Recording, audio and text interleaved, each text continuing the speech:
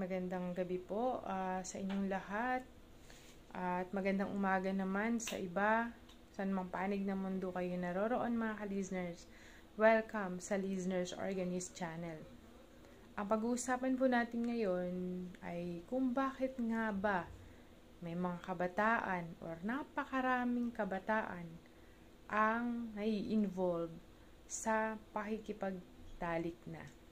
Especially dito ang 13 years old hanggang 19 years old. Bakit marami ng mga kabataan ngayon ang nai-involve sa pakikipagtalik at maagang pagbubuntis? Ano yung mga dahilan at ano ba yung mga pamamaraan para ito ay maiwasan?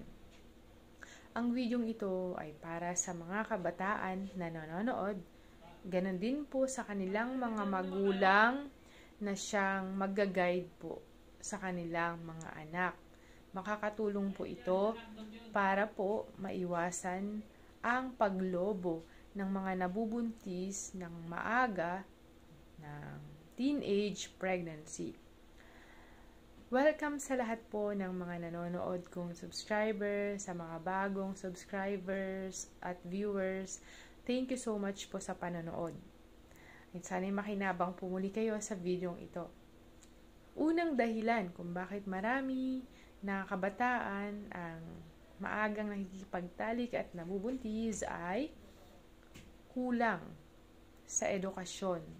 Specifically, sa tinatawag na sexual education. I think sa ngayon ay hindi pa po masyadong naipapasa yung bill na tumatalakay sa comprehensive sexual education.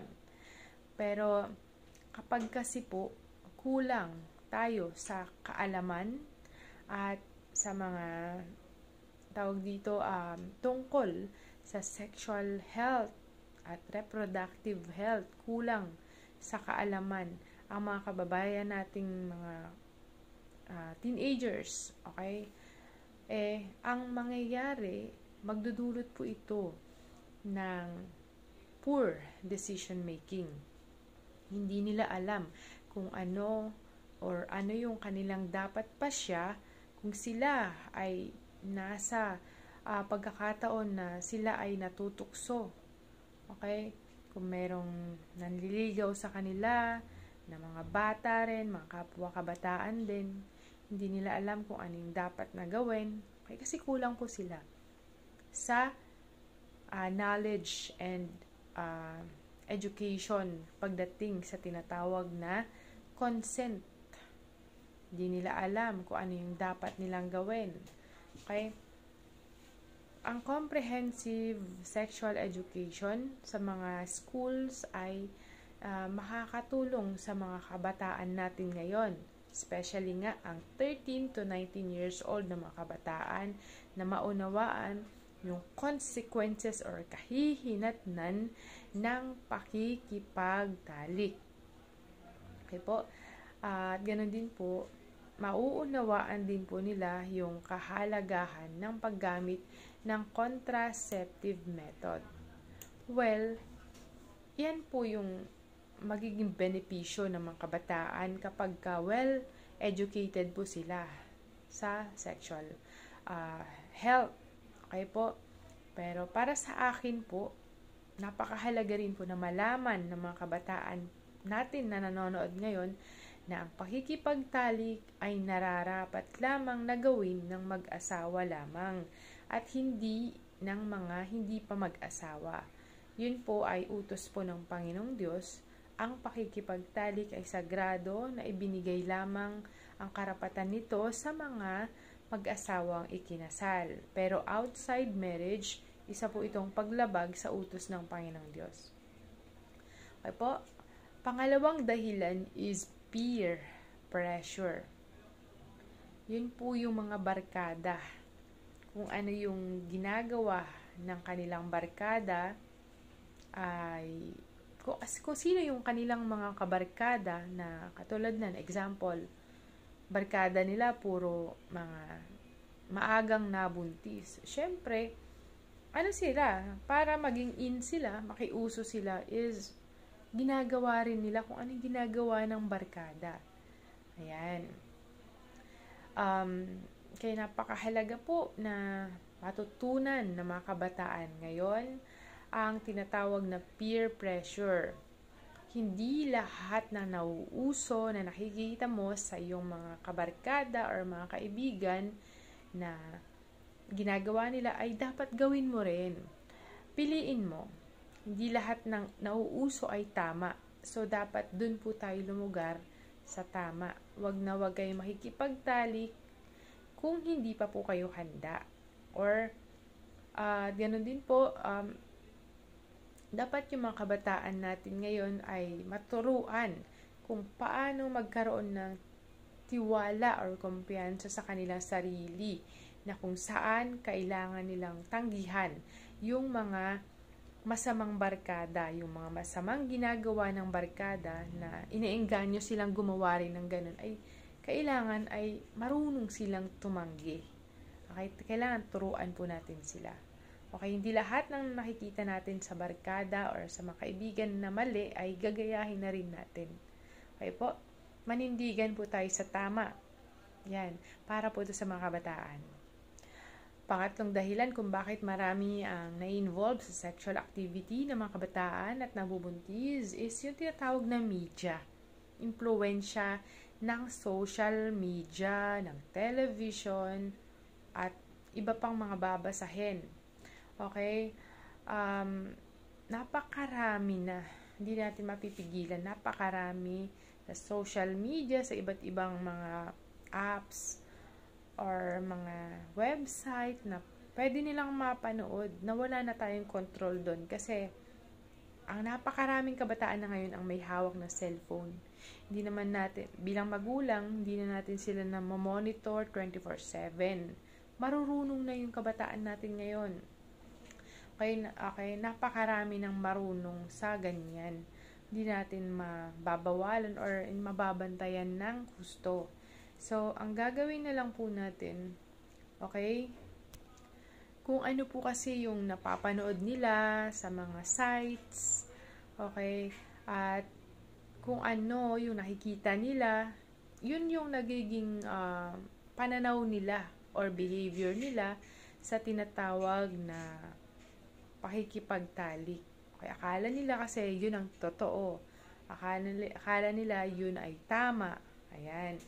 So, dapat marunong po tayo na sabihin sa kanila na hindi lahat na nakikita natin sa social media ay dapat panoorin or ay totoo or tama.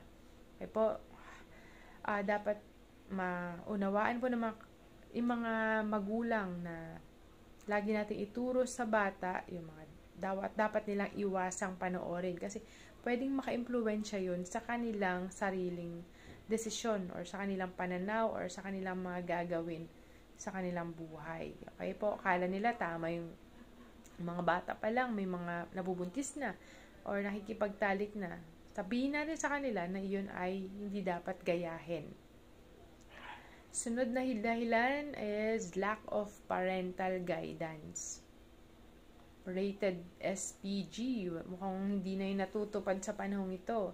Pero alam nyo po ba, may ilan na teenager na kulang sa patnubay ng magulang or ng kanilang guardian, hindi sila nagagabayan kapag ang usapan na ay SEX at makikipagrelasyon, hindi na sila nagagabayan. So, napakahalaga na mga magulang or sila ay magabayan sana ng mga magulang or mga guardian nila tungkol sa ganitong mga topic. Tungkol sa SEX, ganun din po sa pakikipagrelasyon. Dapat nagagabayan sila ng husto.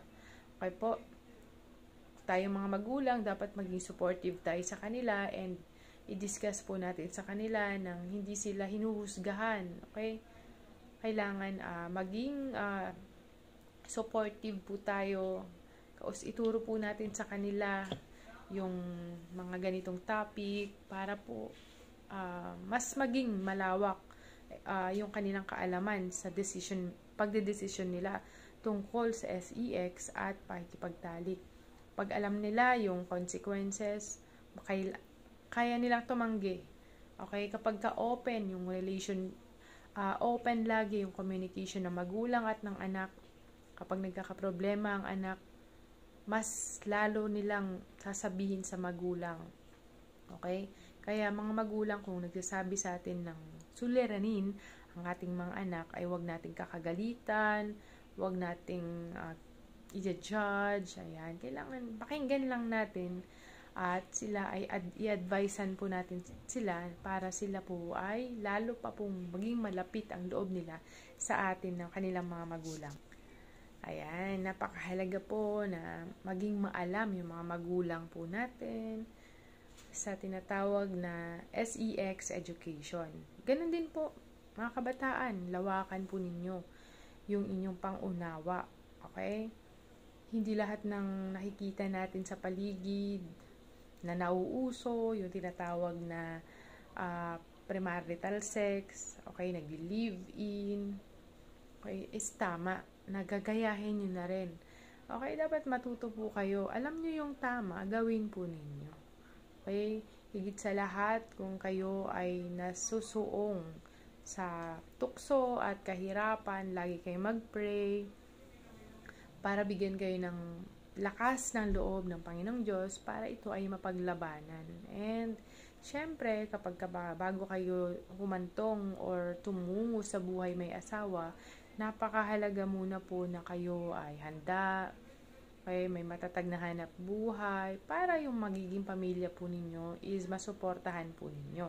At lalo na kung ang mga lalaki, kung kayo nakabuntis na, is talagang mabubuhay nyo yung inyong mga magiging anak. Okay po? Well, yan. Sana po ay nakaambag po ako ngayon ng mga learnings and knowledge regarding teenage pregnancy. Okay po? Lagi po nating tandaan, prevention is better than cure, and respect is the best gift you can give to a woman. Okay po? Respect. Sa mga comment section, please be respectful po. Please share this video po and mag-comment po kayo kung ano yung masasabi nyo tungkol dito sa topic po na ito. And hanggang dito na lamang po. Maraming salamat and goodbye. Bye-bye po.